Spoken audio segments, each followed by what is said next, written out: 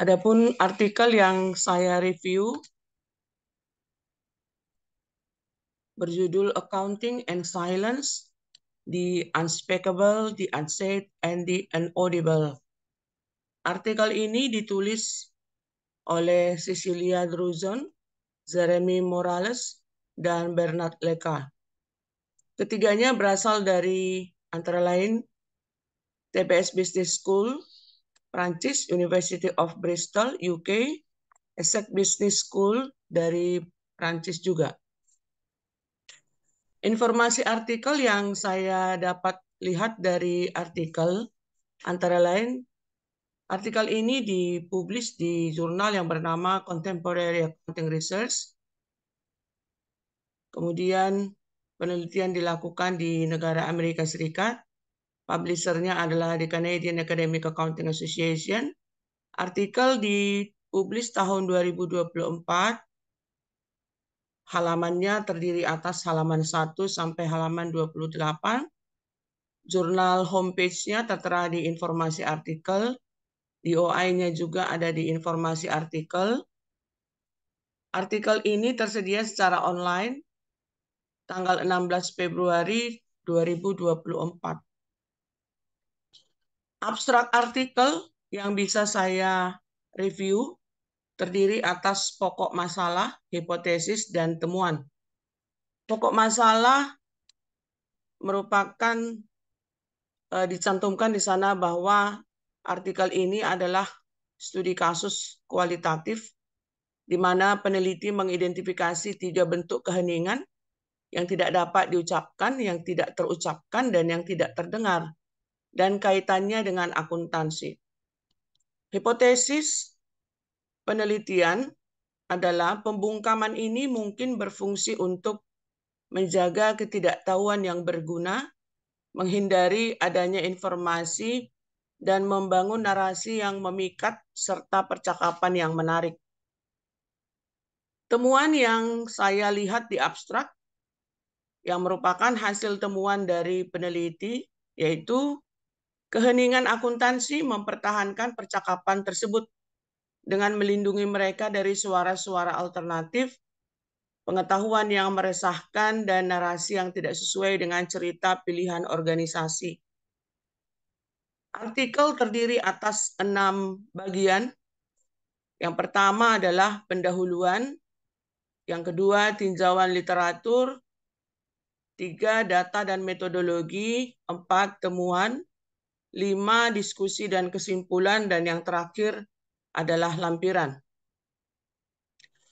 Bagian pendahuluan terdiri atas fenomena gap atau kondisi aktual atau juga data aktual, kemudian juga meliputi riset gap, tujuan penelitian, dan kontribusi penelitian. Adapun yang menjadi fenomena gap dari artikel yang saya lihat adalah antara lain diungkapkan oleh Vollmer bahwa ada keheningan dalam akuntansi. Hal ini penting karena akuntansi biasanya digambarkan sebagai bentuk komunikasi. Hal ini diungkapkan oleh Ahrens dan Chapman, Dent, Hall, dan Preston. Kemudian fenomena gap lainnya diungkapkan oleh Busco dan Quatron, yaitu keheningan akuntansi dapat melibatkan pengguna dalam percakapan yang lebih mendalam. Misalnya ketika informasi akuntansi menghilangkan dimensi penting kinerja organisasi.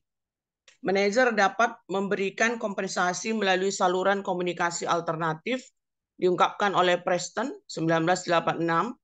Faktanya ketidaklengkapan akuntansi lebih dari sifat representasionalnya adalah hal yang merangsang keterlibatan oleh Busco dan Quatron tahun 2015. Yang menjadi riset gap-nya adalah penelitian yang dilakukan oleh Vollmer tahun 2019. Hasil penelitian Vollmer adalah aktivitas implisit nonverbal, koordinasi diam-diam, sangat penting untuk pengaruh akuntansi terhadap praktek organisasi. Hal ini menunjukkan bahwa studi tentang keterbatasan pembicaraan akuntansi harus dilengkapi dengan observasi interaksi dengan yang dapat menggerakkan akuntansi secara diam-diam. Riset gap lainnya oleh Vollmer juga, yaitu studi tentang praktik verbal yang terkait dalam akuntansi, berpendapat bahwa angka-angka akuntansi tidak berbicara sendiri, tetapi memperoleh makna melalui bicara. Namun melalui praktik nonverbal yang diam-diam, laporan seringkali disampaikan secara diam-diam. Riset gap oleh Corbin 2016 dan Dupré 2019 bahwa keheningan adalah sebuah konsep yang memiliki banyak makna. Riset gap lainnya, para peneliti berpendapat bahwa keheningan adalah bagian integral dari bahasa, bukan ketiadaan atau kebalikan dari suara. Ruang untuk keheningan terbentuk di dalam bahasa, bukan di luarnya. Oleh Plut dan Zeiher tahun 2019. Morrison dan Milken juga menyampaikan bahwa selain jeda dalam ekspresi verbal, keheningan juga bisa termasuk penyembunyian informasi tentang masalah atau kekhawatiran terkait pekerjaan. Riset gap yang lainnya yang sudah dilakukan penelitian oleh Drusen di Astos Morales in Press dan yang lain-lainnya menyatakan bahwa akuntansi dapat menghasilkan keheningan dengan mendukung suara-suara tertentu dan meminggirkan suara-suara lain. Akuntansi dapat menciptakan kondisi untuk perdebatan dan dialog yang sehat dan rasional, atau menghasilkan suara monologis yang membungkam pihak lain. Monolog akuntansi mendefinisikan kembali batas-batas percakapan yang sah dan instrumen ekspresi yang dapat diterima dalam organisasi dalam proses menggantikan suara dan bahasa alternatif. Yang menjadi tujuan penelitian dari artikel ini yang saya temukan ada dua. Yang pertama, penelitian bertujuan untuk mengidentifikasi mekanisme spesifik yang menyebabkan hal tersebut menghasilkan keheningan dalam akuntansi dan memeriksa apa yang dihasilkan oleh keheningan ini dalam hal percakapan organisasi, ketidaktahuan, dan marginalisasi. Yang kedua, dengan kata lain, peneliti memeriksa potensi produktivitas keheningan akuntansi. Pertanyaan penelitiannya, bagaimana akuntansi dapat menghasilkan atau digunakan untuk menciptakan keheningan? Dan bagaimana para aktor ingin membungkam akuntansi atau memasukkan keheningan dalam akuntansi? Kontribusi penelitian ada dua. Yang pertama, menambah literatur dalam beberapa cara.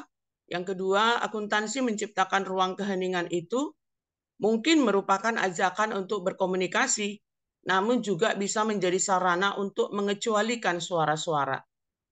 Bagian kedua dari artikel adalah tinjauan literatur.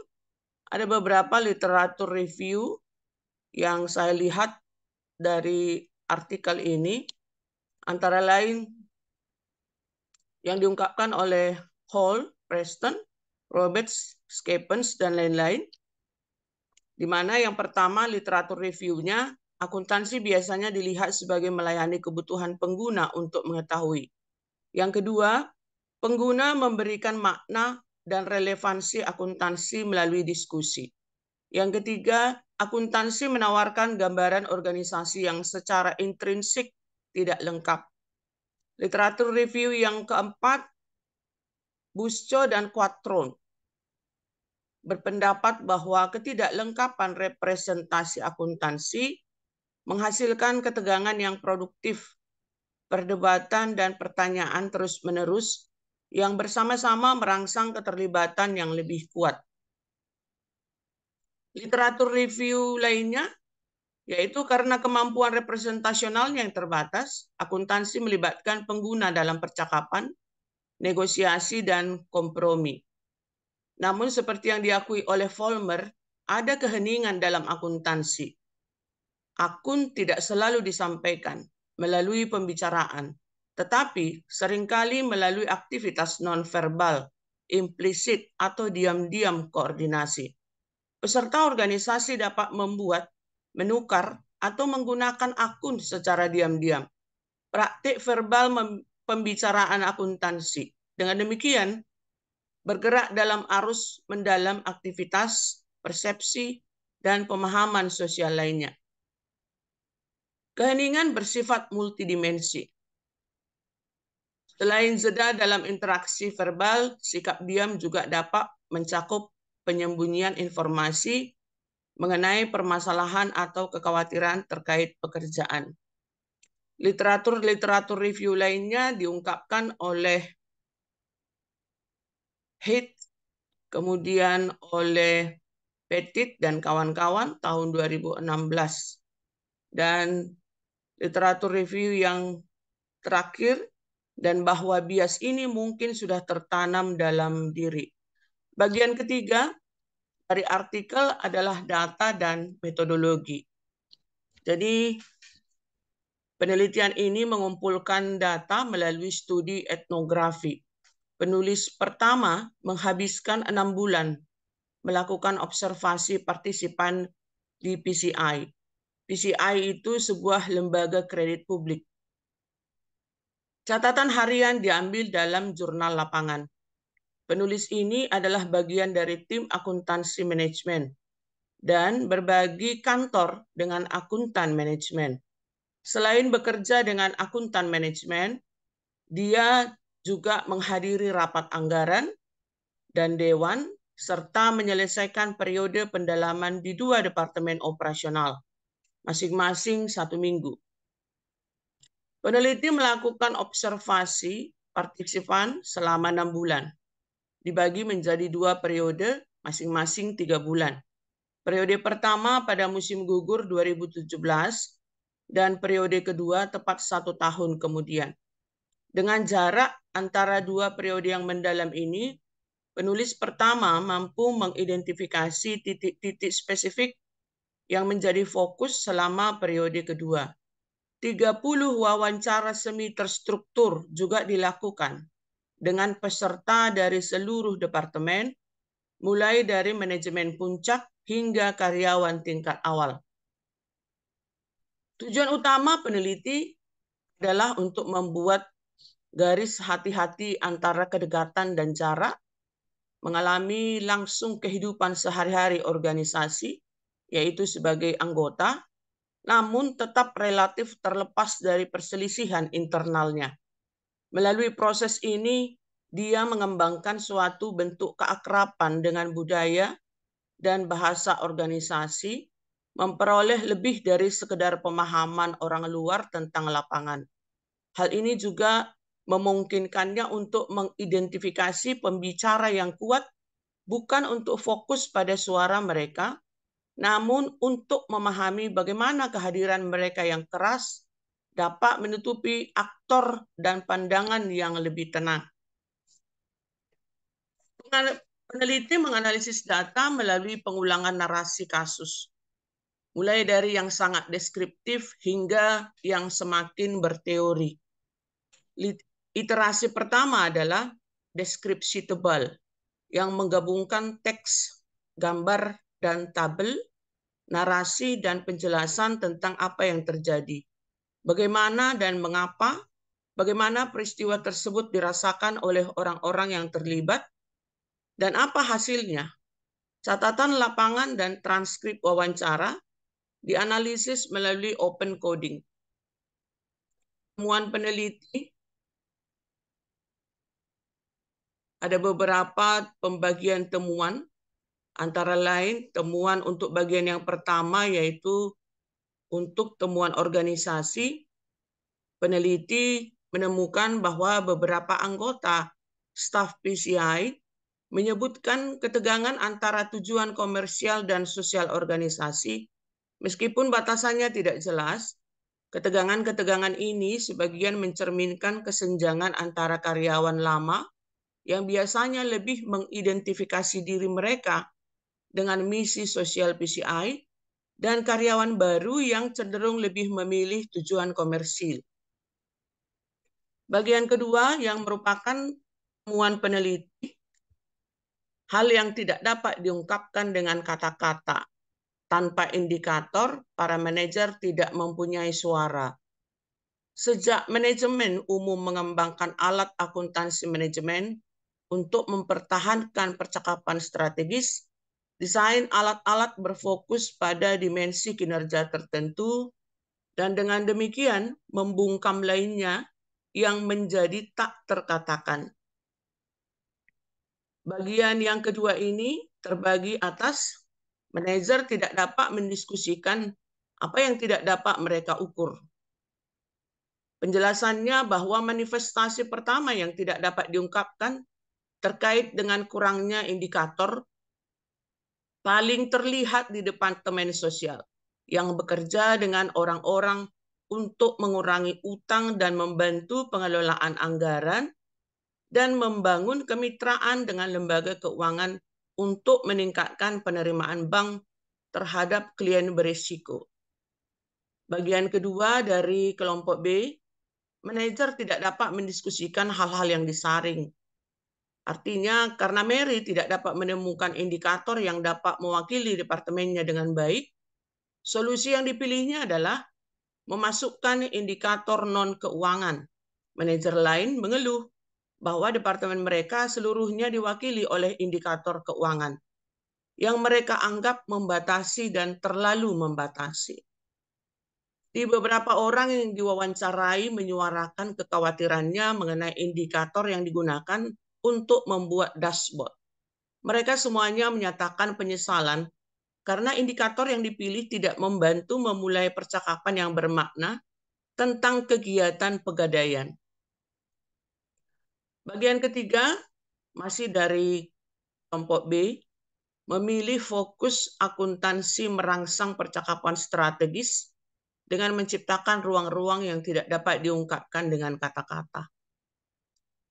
Untuk bagian ketiga ini, peneliti menemukan bahwa Mary dan George berpendapat bahwa sistem akuntansi manajemen tidak memungkinkan mereka untuk berbicara secara bermakna tentang aktivitas atau aktivitas mereka berbagi informasi untuk membantu rekan kerja lebih memahami aktivitas mereka dan mencegahnya didengar oleh hierarki. Mereka menyarankan beberapa kemungkinan perbaikan pada dashboard. Keduanya untuk lebih mewakili aktivitas, nilai, dan kinerja departemen mereka untuk membantu memulai pembicaraan tentang mereka. Bagian ketiga, peneliti menemukan hal yang tak terungkap, yaitu keheningan dan ketidaktahuan yang strategis. Beberapa manajer PCI yang tidak memiliki kemampuan untuk memasukkan indikator-indikator yang sesuai dengan bahasa mereka sendiri, mulai merasa bahwa ruang baru untuk pembicaraan akuntansi menghalangi mereka untuk memulai percakapan yang bermakna. Setelah beberapa saat, George berhenti mengirimkan data dan informasi kepada akuntan manajemen pada musim gugur 2017. Sebaliknya, Mary beralih dari pelaporan bulanan ke laporan triwulanan pada musim semi tahun 2018. Setelah suara mereka dibungkam, para manajer ini kemudian secara aktif memilih untuk tetap diam.